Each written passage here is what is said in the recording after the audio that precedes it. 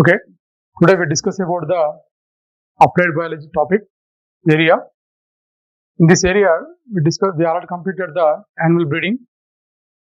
So now today we discuss about the poultry farm management. So you know the poultry. So today the consumption of the meat and egg is very high. So due to various reasons, in this way, so the development of the poultry industry is very increased. So then, what is the poultry?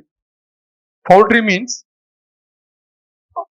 to develop the particular birds for the egg and meat. You know the everyone can be necessity for the egg and meat for various development reasons. So the consumption of the egg and meat can be increased the day by day. So the development of the birds, the particular eggs and meat can be increased in the poultry. So that is called poultry. That is we can discuss in this area poultry farm management. So especially the particular birds can be laying the eggs, that is called layers. Only for the eggs, that is called layers.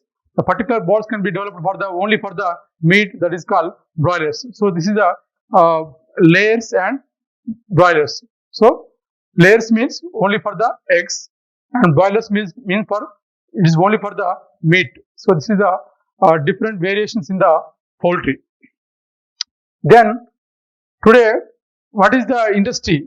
So in the previous years, most of the people, common people, can be developed in a particular birds in the cottages, in their cottages, their own cottages.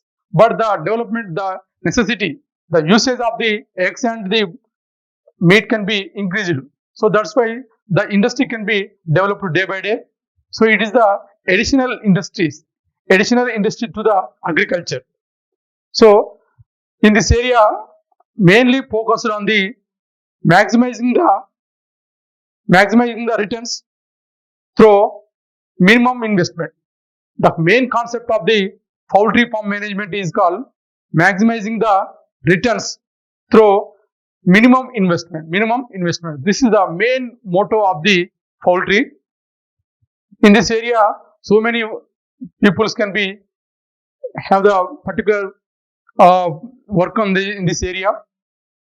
So you know this type of industry can be developed by the particular person is there. Dr. B. Venkateswara Rao is the father of Indian modern poultry. This is the one important person for the poultry industry.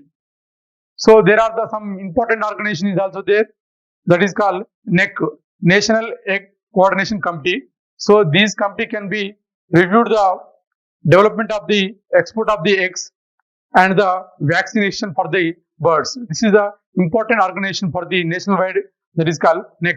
So you can see in the advertisements, that is called NEC, National Egg Coordination Committee. So there are the research institutes also for the development of the poultry, that is called IVRI, Indian Veterinary Research Institute, that is located in the Ajat Nagar. So this particular organization can be useful for the development the various strains of the broilers and the vaccination. So this is very important organization for the poultry industry. So these are things can be improving the poultry farm day by day, the development of the poultry. Now we discuss about the different management methods in the poultry. So first one is called selection of disease-free and suitable breeders. This is the first important method for the poultry farm management, that is called selection of disease-free and suitable breeders. So you know the different breeders for the development for the different layers and broilers. In this way, layers is the BV300 and Pune Perels. This is the two important breeders for the layers. And then broilers, you can see the Venkop. Venkop, you see the every day in the newspaper. Venkop is the important breeder for the broilers. So this is the most important to select the particular disease-free breeders for the growing of the poultry industry. Then other important management is called that is called feed management. Feed management. So feeding is very important for the poultry. Why? Because they are developed in a particular period. So that is called 8 to 10 weeks, and we can use the particular birds in the period of 8 to 10 weeks and 1.5 kg. So this type of growth we can be in this area. We can take the important feeding purpose, that is called feed management. So every chick has the particular layers and also separate feeding management, and boilers have the separate feed management. So for the layers is called pre finish layer, pre-finish layer and starter finish layer. So this is about the layers management, food management, and the broilers it can be pre-starter mash, starter mash, and finish starter mash. This is about the food management for the particular industries. And the another important area is called healthcare. So healthcare means we have the different infections can be obtained to the industry, that is through the viral, bacteria, and fungal. So especially in the viral area, we can see that is called Gambora. So Gambora disease very important. Marex, Gambora and Marex ranicate, these three for the viral disease to the particular poultry industries. And the bacterial industries, bacteria disease in this area, that is called CRD, chronic respiratory disease. Chronic respiratory disease is very important to the disease to the bacterial disease to the poultry industry. Fungal is apoptosis, brood pneumonia. This is about the three. This is the two diseases for the fungal disease to the industry. So we can avoid these diseases in the early stages. We can save the industry. So that's why we can give the vaccination to the chicks at the early stage. This is very important for the healthcare. Then hygienic. So the particular farm can maintain the hygienic condition, that is called water and other sources, that is called hygienic areas. These four things can be very important for the poultry farm management. So now we discuss about the important thing, that is called particular disease belongs to the poultry industry, that is called avian flu. So avian flu nothing but bird flu. So in this today we have facing this day also we facing the avian flu. This particular disease can be viral disease. This is called viral disease. This is the influenza disease, can be obtained from the H5N1 virus. H5N1 virus. This virus can be, particular birds can be transport one area to the another area.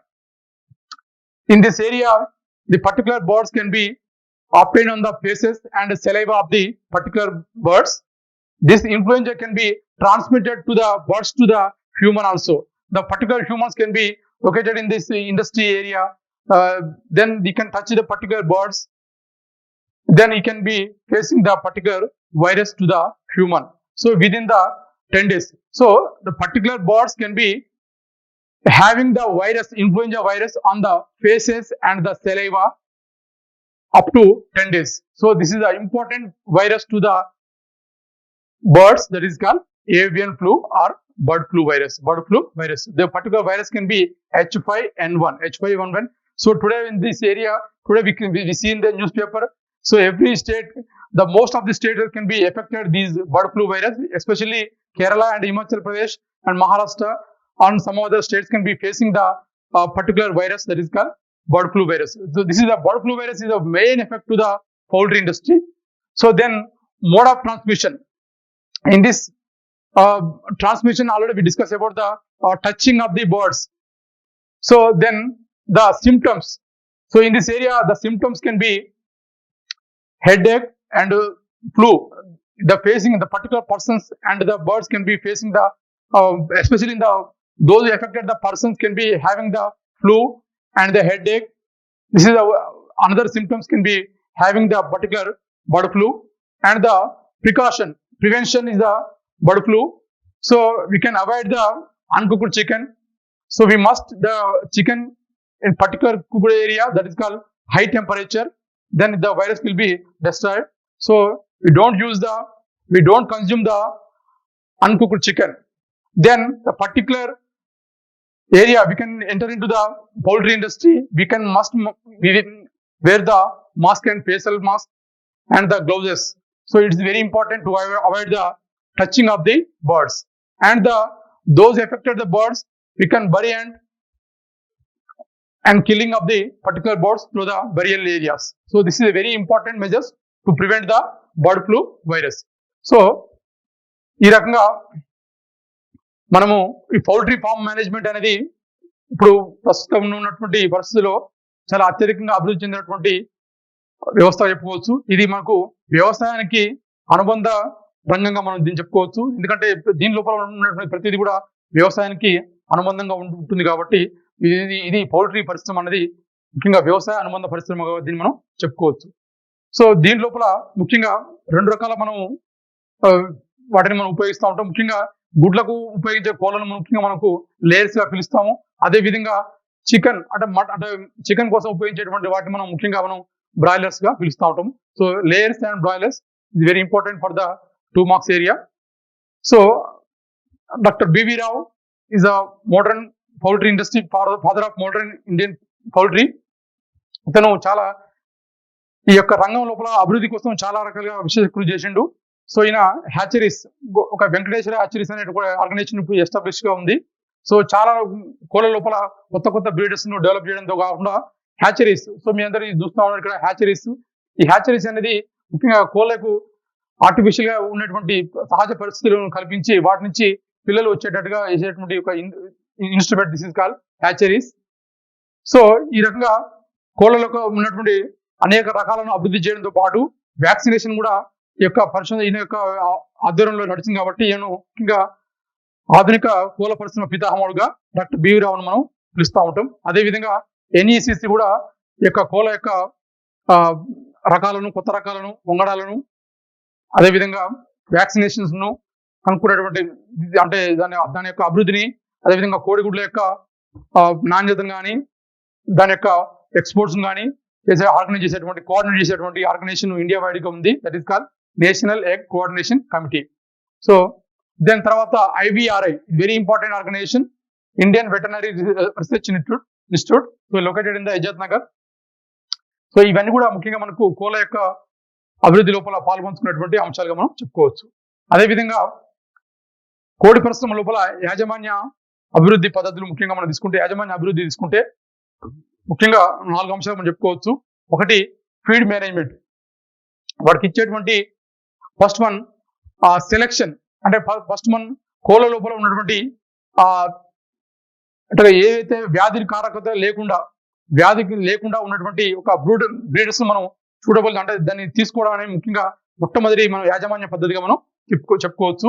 దీని లోపల మనం suitable breeders మనం select చేసుకోవాలి. దాని లోపల మనకు layers కు వేరే ఉంటాయి, అదేవిధంగా బ్రాయిలర్స్ కు వేరే ఉంటాయి. సో లేయర్స్ కనుక మనం తీసుకుంటే ముఖ్యంగా BV300 కావచ్చు, పూనా పెరల్స్ కావచ్చు, ఇవన్నీ కూడా మనకు ముఖ్యంగా లేయర్స్ లో ఉన్నటువంటి ఉత్తమ రకాలుగా చెప్పుకోవచ్చు. అదేవిధంగా బ్రాయిలర్స్ లో కనుక మనం తీసుకోవాలంటే ముఖ్యంగా వెంకాప్ అనేది అంటే ఉత్తమమైనటువంటి రకంగా, అంటే దాని యొక్క కోడి యొక్క దిగుబడి కావచ్చు, వాటి యొక్క నాణ్యత కావచ్చు, ఈ యొక్క రకాల ద్వారా మనకు ఎక్కువగా మనం ఉత్పత్తిని సాధించుకోవచ్చు. అది ముఖ్యంగా కాబట్టి డిసీజ్ ఫ్రీ బ్రీడర్స్ అనేది ముఖ్యంగా మనం తీసుకోవాల్సిన ముఖ్యమైనటువంటి మేనేజ్మెంట్ పద్ధతిలో ముఖ్యమైన అంశంగా చెప్పుకోవచ్చు. అదేవిధంగా వాడికి ఇచ్చేటువంటి పోషణ విధానం కూడా చాలా ఇంపార్టెంట్.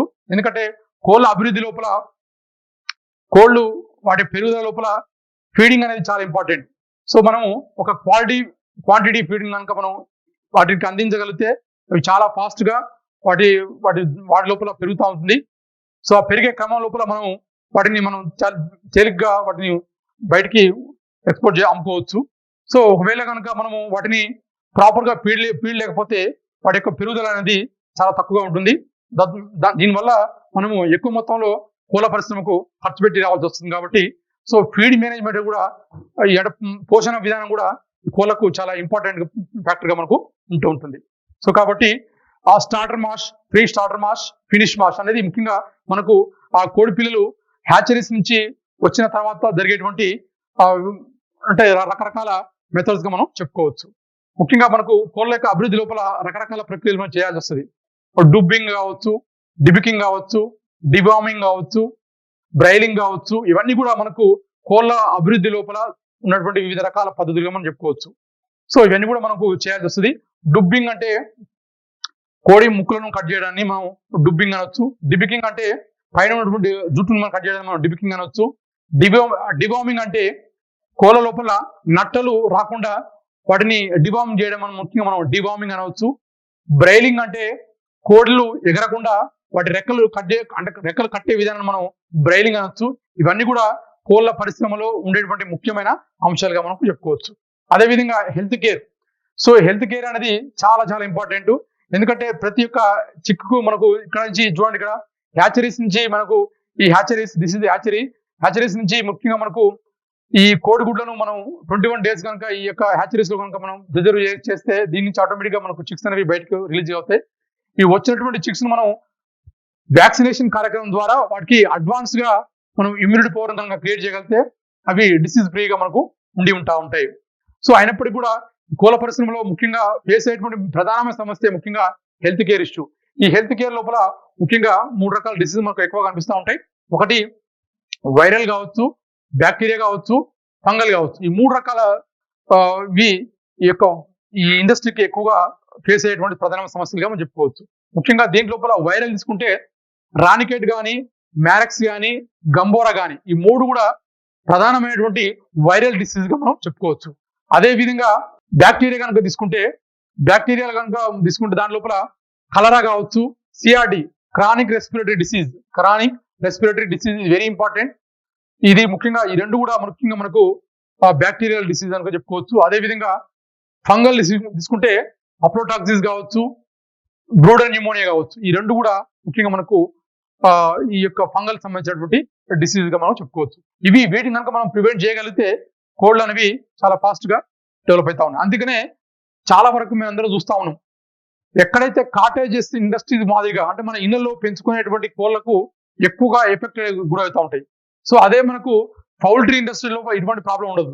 ఎందుకంటే వీ కెన్ అప్రోచ్, అంటే మనం ఎవ్రీడే వాటిని ఒక ప్రత్యేకమైనటువంటి అబ్జర్వేషన్ లో కానీ ఉంచుతున్నాం కాబట్టి, వాటికి వ్యాక్సినేషన్ ద్వారా మనం చేస్తున్నాం కాబట్టి అక్కడ మనకు ఇటువంటి డిసీజ్ ఫ్రీగా మనకు బ్రీడర్స్ కూడా మనం అక్కడ పెడుతున్నాం కాబట్టి అక్కడ మనకు వ్యాధులు అనేవి చాలా తక్కువ ఉంటాయి. అదే మనకు కాటేజ్ ఇండస్ట్రీస్ అంటే మనకు ఇళ్లలో పెంచే కోళ్ళకు ఎక్కువగా ఇటువంటి వ్యాధులు సంభవించేటువంటి ఆస్కారం ఉందాం.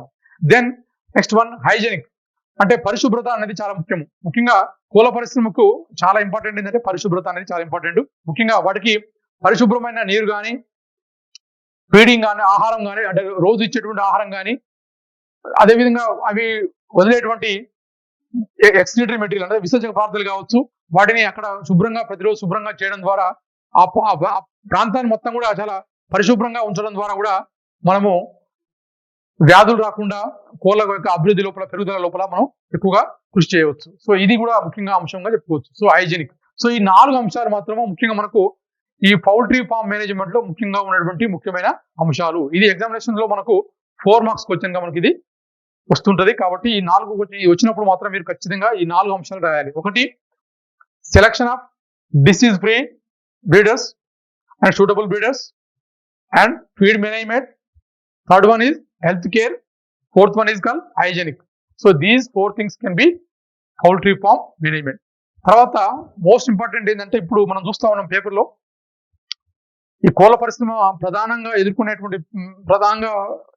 ఉన్నటువంటిది ఏంటంటే బర్డ్ ఫ్లూ అని మనం చూస్తా ఉన్నాం పేపర్లో.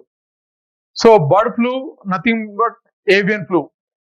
సో ఇది influenza virus.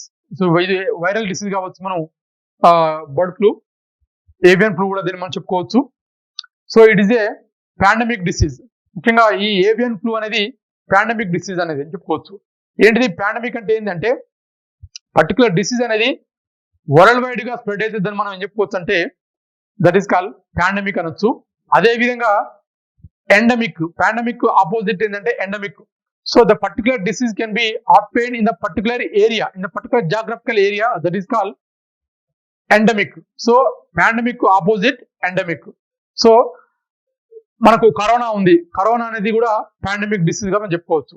So endemic best example ఏం చెప్పొచ్చు అంటే ఇండియా లోపల మనకు కొంత లాస్ట్ ఇంత ముందు ప్లేగ్ అనేది వచ్చింది. సో అటువంటిది అంటే ఒక పర్టికులర్ ఏరియాలో మాత్రమే మనకు డిస్ట్రిబ్యూషన్ అయితే దాన్ని మనం ఏం చెప్పొచ్చు అంటే ఎండమిక్ గా చెప్పొచ్చు. అదేవిధంగా టోటల్ ఏరియా మొత్తం కూడా వస్తే దాన్ని మనం ఏం చెప్పొచ్చు అంటే పాండమిక్ గా, అంటే వరల్డ్ వైడ్ వస్తే దాన్ని మనం ఏం చెప్పొచ్చు అంటే పాండమిక్ గా చెప్పొచ్చు. So the particular bird flu also pandemic disease గా మనం చెప్పుకోవచ్చు. ఇంకోటి ఉంటుంది ఎపిడెమిక్. ఎపిడెమిక్ అంటే తెలుగులో దాన్ని మనం అంటువ్యాధిగా చెప్పుకోవచ్చు. అంటువ్యాధి అంటే ఏంటంటే మామూలుగా మనకు వ్యాధులు వస్తుంటాయి, సీజనల్ వ్యాధులు వస్తుంటాయి, కానీ చాలా అకస్మాత్తుగా చాలా ఫాస్ట్ గా స్ప్రెడ్ అయితే దాన్ని మనం ఏం చెప్పొచ్చు అంటే ఎపిడెమిక్ అనొచ్చు. సో మామూలుగా మనకు వ్యాధులు ఒక పర్టికులర్ పర్సన్లకు, వ్యక్తులకు ఒక దగ్గర వస్తుంటది, కానీ అది అకస్మాత్తుగా చాలా ఫాస్ట్ గా స్ప్రెడ్ అయ్యి ఒక పర్టికులర్ ఏరియా మొత్తం కూడా స్ప్రెడ్ అయితే దాన్ని మనం ఎపిడెమిక్ గా చెప్పుకోవచ్చు. సో దాపు ఇప్పుడు మనం చెప్పుకున్నటువంటి బర్డ్ ఫ్లూ కావచ్చు, కరోనా కావచ్చు, ఇంకేదైనా ప్లేగ్ కావచ్చు, ఏదైనా కావచ్చు, ఆల్ ఇట్లా స్ప్రెడ్ అయిన ప్రతి డిసీజ్ మనం చెప్పొచ్చు ఎపిడెమిక్ గా చెప్పుకోవచ్చు. ఆ ఎపిడెమిక్ అనేవి ముఖ్యంగా 2 రకాలు ఉంటాయి. ఒకటి పాండమిక్ గాను ఎండమిక్ గాను ఉంటాయి. Epidemic is 2 types. One is called pandemic and endemic. So this bird flu can be called as a pandemic disease గా మనం చెప్పుకోవచ్చు. సో ఇది ముఖ్యంగా H5N1 అనేటువంటి వైరస్ మూలంగా ఇది కోళ్ళకు సంభవిస్తూ ఉంది. ఇవి కోళ్ళు అనేవి జనగా కోళ్ళ యొక్క ముఖ్యమైన లక్షణం ఏంటంటే మైగ్రేషన్. ఒక ప్రాంతం నుంచి ఒక ప్రాంతానికి అవి వలసకు పోతూ ఉంటాయి. ఆ వలసకు పోయే క్రమం లోపల అవి పర్టికులర్ వైరస్ ను ఎక్కడైతే వైరస్ ఉంటుందో వచ్చిన తర్వాత అవన్నీ కూడా ఒక గుంపుగా ఉండడం జరుగుతుంది. వాటి యొక్క ఫేసెస్ లోపల కావచ్చు, అదేవిధంగా వాటి యొక్క సెలైవా ద్వారా కావచ్చు, ఆ పర్టికులర్ ఇన్ఫ్లుయెంజా వైరస్ అనేది ఆ చుట్టుపక్కల ఉన్నటువంటి కోళ్ళని కూడా వ్యాపిస్తూ ఉంది. సో ఇప్పుడు ఈ ప్రెసెంట్ గా we are seeing the particular bird flu virus in ఇండియాలో మనం ఖచ్చితంగా చూస్తూ ఉన్నాం. చాలా స్టేట్స్ కూడా ఈ యొక్క బర్డ్ ఫ్లూకి ఎఫెక్ట్ అయినా ఉన్నాయి. కాబట్టి బర్డ్ ఫ్లూ వైరస్ అనగానే ఫస్ట్ వన్ ఫేసింగ్ ఏంటంటే ఈ కోళ్ల పరిశ్రమ చాలా భారీ ఎత్తున నష్టం కలిగించేటువంటి వైరస్ గా మనం ఈ యొక్క ఫ్లూగా మనం చెప్పుకోవచ్చు. That is called bird flu virus. So ఇది ముఖ్యంగా బర్డ్స్ నుంచి హ్యూమన్ కూడా ట్రాన్స్మిట్ కావచ్చు. సో ట్రాన్స్మిట్ అవుతుంది ముఖ్యంగా ఎందుకంటే కోళ్ళను పట్టుకోవడం ద్వారా కావచ్చు. సో కోళ్ళ పరిశ్రమ లోపల పనిచేసినప్పుడు మనకు వాటిని తోడు నిత్యం టచ్ లో ఉంటుంది కాబట్టి వాటి ద్వారా మనకు కూడా రావడానికి ఆస్కారం ఉంది. సో ఇది వస్తూ ఉంది. సో వచ్చిన వ్యక్తులకు కూడా ఏ రకంగా ఉంటుంది అంటే ఇది ముఖ్యంగా 1997లో ఇది ఫస్ట్ టైం ఐడెంటిఫై చేయడం జరిగింది. ఇది అంటే మనకు హ్యూమన్స్ కూడా వస్తుందనే విషయాన్ని. దెన్ వచ్చిన తర్వాత మామూలుగా ఫ్లూ మనకు ఎఫెక్ట్ ఫస్ట్ వన్ మనకు సిమ్టమ్స్ ఏంటంటే ఫ్లూగా ఉంటుంది, ఫీవర్ గా ఉంటుంది. తర్వాత హెడ్ ఎక్ అండ్ మోషన్స్ కూడా ఉంటుంటాయి. అదేవిధంగా సోర్ థ్రోట్ అంటే మనకు గొంతు నొప్పిగా ఉంటుంది. ఇవన్నీ కూడా మనకు కరోనా సిమ్టమ్స్ మాదిరిగానే ఇవి కూడా మనకు కనిపిస్తూ ఉంటుంటాయి. దెన్ తర్వాత ప్రివెన్షన్స్ కూడా చాలా నివారణ చర్యలు. ఏ రకంగా మనం దీనిలో నివారణ చర్యలు తీసుకుంటామంటే ముఖ్యంగా మన ఇండియన్స్ లోపల ఈ పెద్ద బర్డ్ ఫ్లూ అనే పెద్ద ఇష్యూ కాకపోవచ్చు. ఎందుకంటే మనం చికెన్ ను చాలా హై టెంపరేచర్ లోపల మనం వాటిని కుక్ చేస్తాం కాబట్టి సో ఉండదు. కాకపోతే ఏంటంటే ఇక్కడ అన్ని కూడా రూమర్స్ ద్వారా బర్డ్ ఫ్లూ అనేది ఈ యొక్క పౌల్ట్రీ ఇండస్ట్రీకి చాలా ప్రమాదకరంగా ఉంటుంది. ఎందుకంటే వాటిని తినొద్దు అనే ఒక ప్రచారమే ఎక్కువగా వ్యాప్తిలో ఉంటుంది కాబట్టి దాని ద్వారా చాలా మందికి దాన్ని కొంతకాలం మానేయడం అనేది జరుగుతూ ఉంది. సో అది ఒకటి ప్రజల లోపల అవగాహన కనుక వస్తే ఈ పెద్ద ఇష్యూ కూడా కాదు. దెన్ ఎప్పుడైతే మనము దాన్ని ఆ పర్టికులర్ మీట్ ను హై టెంపరేచర్ కనుక మనం దాన్ని కుక్ చేయగలిగితే డెఫినెట్లీ మనకి ఎటువంటి వైరస్ మనకు బాడీలోకి ఇన్పుట్ కాదు. సో కాబట్టి అంటే ఉడకబెట్టకుండా వాటిని కనుక తింటే మాత్రం ఖచ్చితంగా ఇది రావడానికి ఎక్కువ ఆస్కారం ఉంది. అదేవిధంగా ఎవరైతే ఇండస్ట్రీస్ లో పనిచేస్తున్నారో, పౌల్ట్రీ ఇండస్ట్రీలో పనిచేస్తున్నారో వాళ్ళు ఖచ్చితంగా మాస్కులు కానీ, ఫేస్ మాస్కులు కావచ్చు, అదేవిధంగా గ్లౌజెస్ కావచ్చు, అన్ని కూడా వాడుకోవడం ద్వారా, అదేవిధంగా అన్ని కూడా ప్రికాషన్స్ తీసుకోవడం ద్వారా కూడా ఇవి మనకు రాకుండా మనం కాపాడుకోవచ్చు. అదేవిధంగా చనిపోయిన కోళ్ళను ఒక స్పెషల్ ఏరియా లోపల వాటిని మనం పూడ్చిపెట్టడం కానీ, కాల్చివేయడం కానీ చేయడం ద్వారా కూడా ఈ యొక్క వ్యాధి అనేది మనకు రాకుండా కూడా చూసుకోవచ్చు. సో ఇవన్నీ కూడా ముఖ్యంగా మనకు ఏవియన్ ఫ్లూ యొక్క నివారణ చర్యలుగా చెప్పుకోవచ్చు. ఇది ఎగ్జామినేషన్స్ లో మోస్ట్ ఇంపార్టెంట్ వచ్చి మనకు ముఖ్యంగా బర్డ్ ఫ్లూ వైరస్ అనేది మనకు ఎక్కువ అడుగుతుంది కాబట్టి 4 marks లో. సో ఈ యొక్క చాప్టర్ లోపల ముఖ్యంగా పౌల్ట్రీ ఫార్మ్ మేనేజ్మెంట్ లోపల ముఖ్యంగా మనం 2 అంశాలు మనకు ఎక్కువగా కనిపిస్తూ ఉంటాయి. ఒకటి 2 marks క్వశ్చన్లకు వచ్చేసరికి difference between layers and boilers అడుగుతూ ఉంటాడు. తర్వాత 4 marks 2 క్వశ్చన్స్ ఉన్నాయి. ఒకటి పౌల్ట్రీ ఫార్మ్ మేనేజ్మెంట్ ఒకటి, అదేవిధంగా ఏవియన్ ఫ్లూ వైరస్ ఒకటి. Avian flu nothing but bird flu. ఈ యొక్క 2 దీని గురించి ఈ రెండు కూడా 4 మార్క్స్ క్వశ్చన్స్ కింద మనకు ఈ చాప్టర్ ఈ యొక్క ఏరియా నుంచి మనకు అడగడానికి ఆస్కారం ఉంది.